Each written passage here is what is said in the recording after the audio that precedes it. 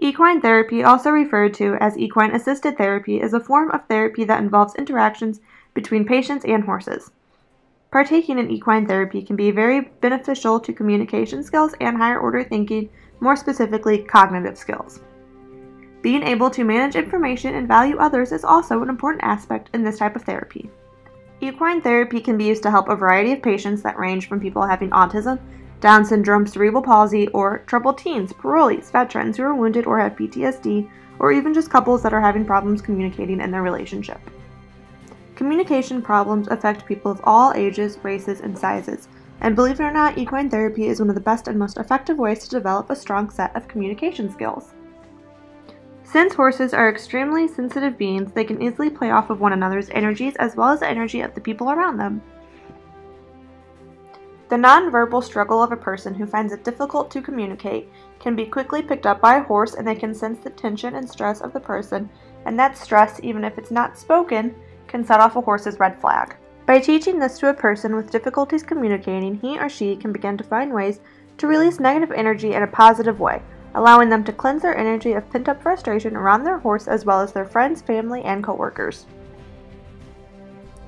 Whether it's in the saddle or on the ground, training a horse and teaching them how to do certain things requires a strong communication between horse and person.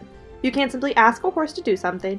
You have to adjust your energy and use natural ways of communication, such as touch, hand movements, and tone of voice to direct your horse to complete a task. Since horses respond best to positive but assertive body language, it teaches people how to be better and clearer communicators.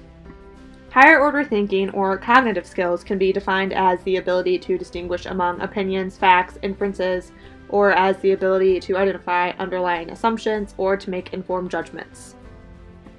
Cognitive therapeutic riding is used to increase fitness, coordination, balance, focus, problem-solving skills. It also increases the ability to set goals and gives a sense of accomplishment because of independence is required.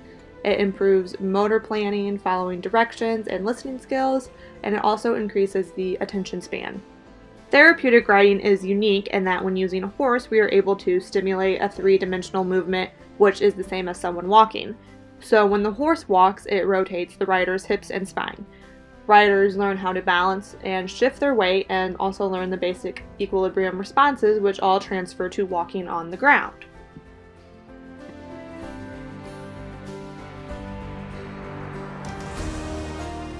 Being able to manage information in a place like this is important. You have to be organized, especially if it is a larger facility, because the bigger the facility, the more patients you have, the more horses you have. So you have to keep track of what the horses need, what the patients may need, and what type of therapies to do with the patients and the horses.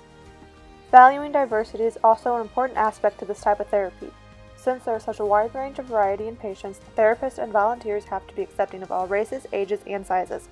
They also have to be okay working with people who have mental and physical disabilities, and they have to be understanding of what those people need.